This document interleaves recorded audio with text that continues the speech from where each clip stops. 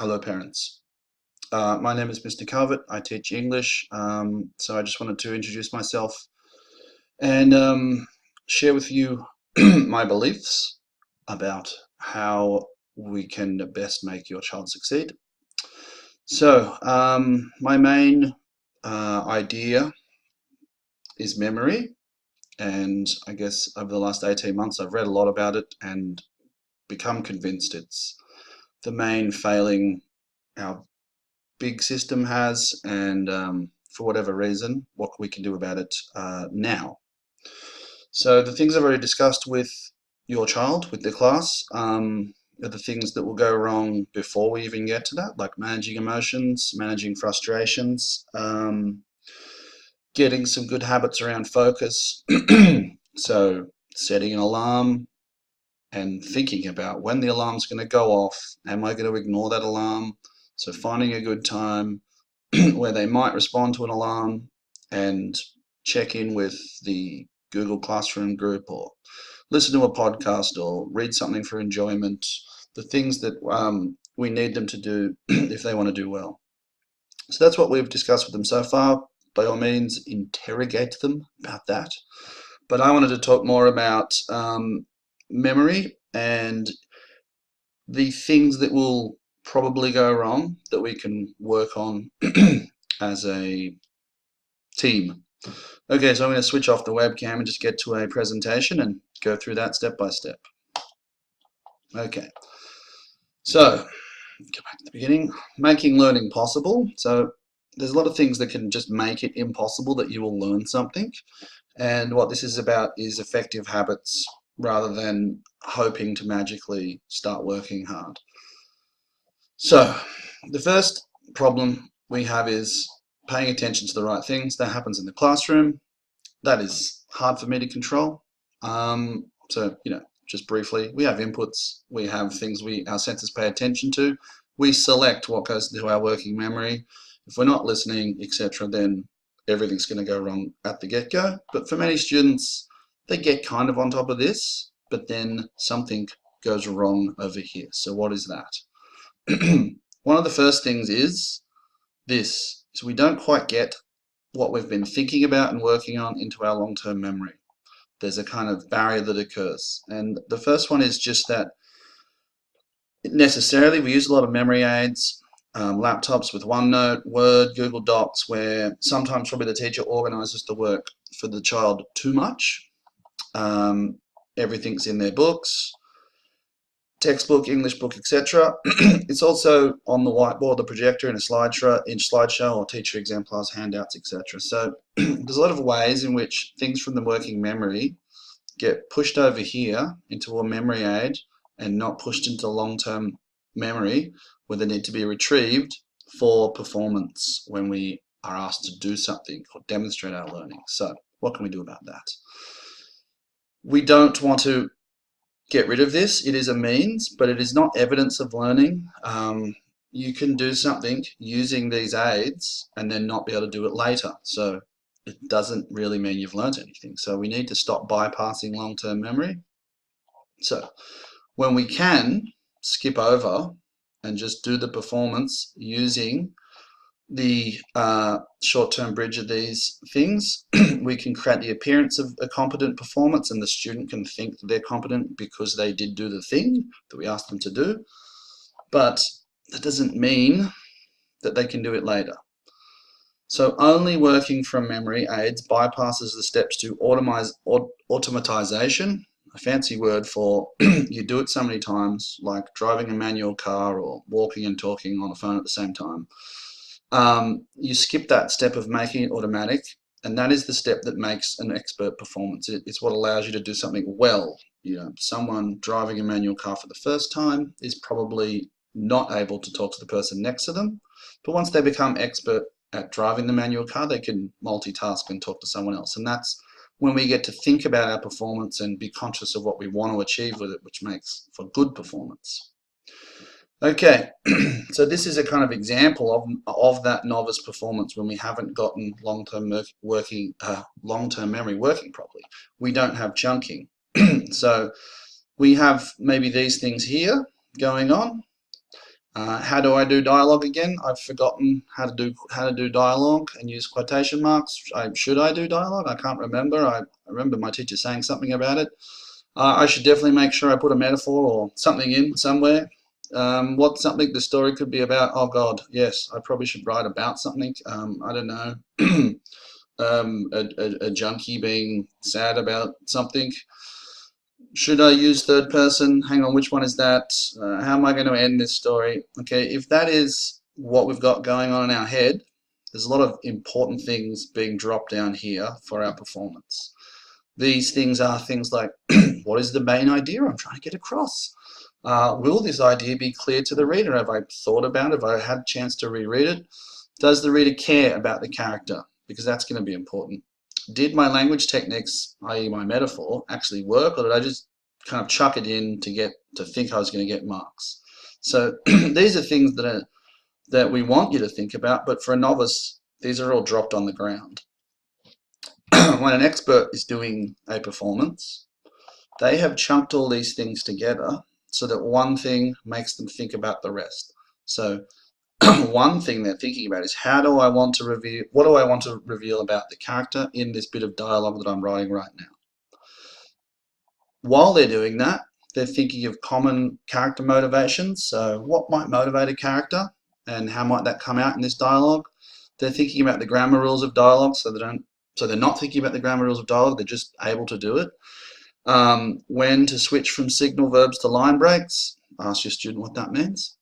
Formal or colloquial speech modes of characters with different backgrounds, so that happens pretty automatically for them when they think about this. All of these things happen automatically when they think about this. That's what expert performance looks like. So they're doing all of this only by thinking about this, and they've still got space to think about this, and something else. So that's what we kind of want to get to.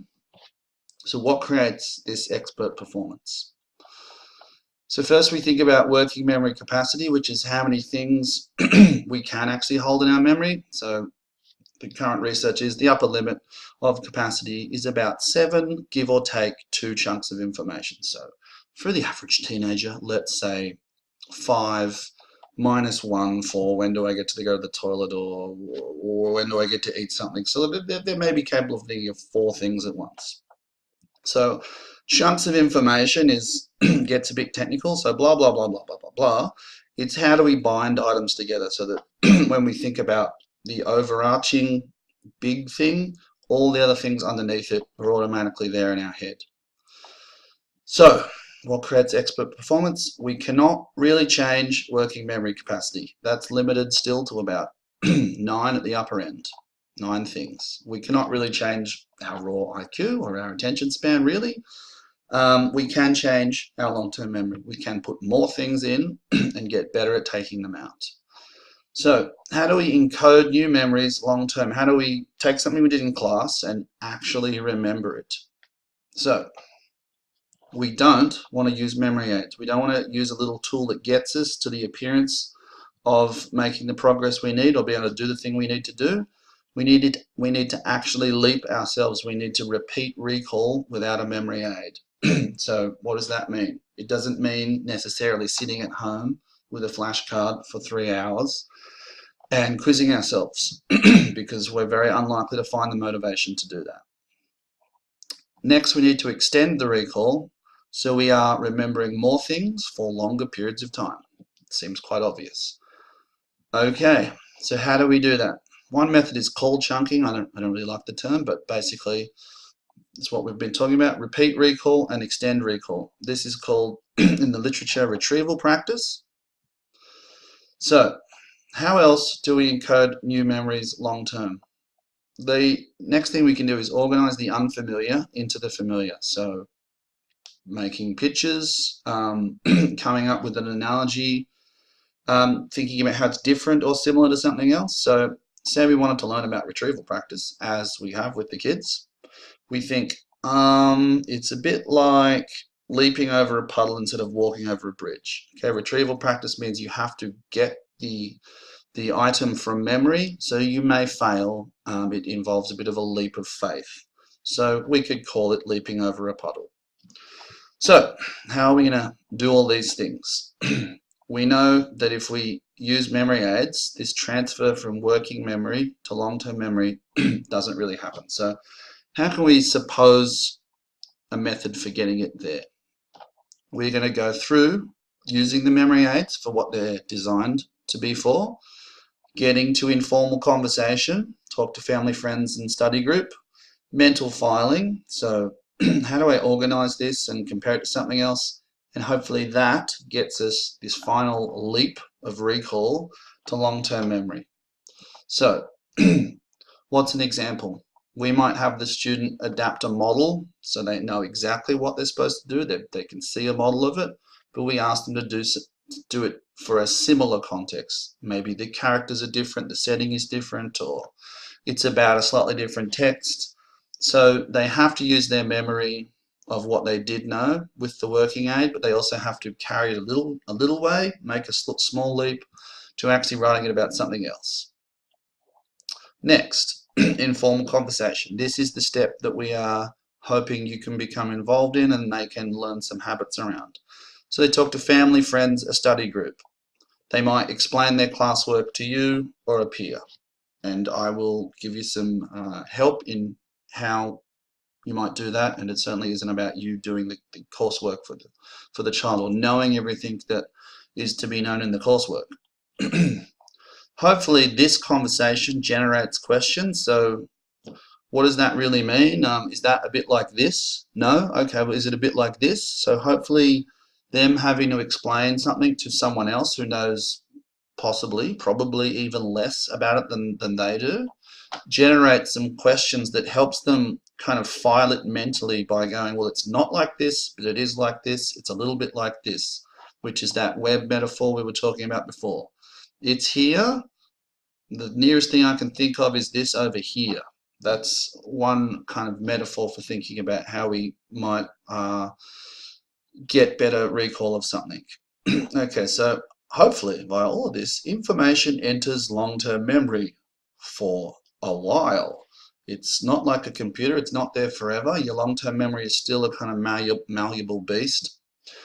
This is some of the kind of suggested rates for how quickly we forget something. So if you can see, kind of by the time they're getting home, they may well be starting to forget a lot of what they've done. So if the conversation can happen earlier than that, great. If the conversation can happen at home, great. But as we get to, okay, Mr. Calvert had to move on to something else, oh, now we're doing revision, we're kind of beginning to start from scratch, and that's not very useful for anyone. So this is what we are always fighting, this forgetting curve, which we all kind of understand and know about ourselves. I've forgotten all of my high school maths pretty much until I'm prompted to recall some of it or make some meaning out of it. So all of this is really about building a habit that's workable, whatever we can do to make that habit more workable. It's not about expecting a whole chunk of different types of homework. It's just what can be done to arrange the environment so that this habit develops. And usually it does to some degree by the HSC because of just pure desperation and panic sets in. They start to talk to each other and hang out together and stress about it. But if we can start that process earlier, that's good. So how do we do that? Have conversations about the learning. So outside your subject, friends outside your subject, so you have to explain it to a novice. Physical study group, so just set a date, find some people, partners in the same subject area, and just try to schedule a time where maybe you go for a coffee or whatever it is, and you also attempt for at least 1/10 of the time to discuss what's going on in the class, even if it's to just vent your frustrations. Any single recall of the things you've done in class will build the memory, make it stronger and more automatic when it needs to come back when you're given some stimulus. The other one is just get in the habit of comparing the unfamiliar to the familiar, which could just be interrupting me and saying, is that like this other thing you said, or is that like, you know, the way my cousin does this weird thing? It doesn't really matter how tenuous the link is, it's just building a kind of web to file things in. The next is the big one that I've tried to build the habit with the kids already, which is just the web of their general knowledge. The bigger it is in the first place, the better. So what we want is to really already be familiar with lots of things via your extensive general knowledge from podcasts while doing chores, commuting, exercising. This is probably the single most achievable thing that they can do without having to dramatically form new habits. Just take some time when they're already doing something else and add in general knowledge via podcasts so that they're hearing slightly more sophisticated vocab than their mates. So they're hearing about people's life stories, so they're hearing about people trying to explain the world around them, which is kind of largely what we do in English. The next, ideally, some wide reading for enjoyment, whatever this is, pretty much whatever it is. The more it can relate to the real world, the better. And the more broad it is, the more wide it is, the better, but anything is better than nothing. And film, TV, or even some games to some degree have historical or general knowledge basis to them, and all of that will help build this bigger web of what they're familiar with so that they can take the unfamiliar and file it somewhere. Next is if we can get some writing going on that isn't at the end of a whip, that's a good thing. So even if it's arguing on the internet, whatever their political persuasion is, arguing with someone else, just quickly typing and then reading it back and going, oh, I got made fun of because I spelt this wrong. Maybe I'll fix that.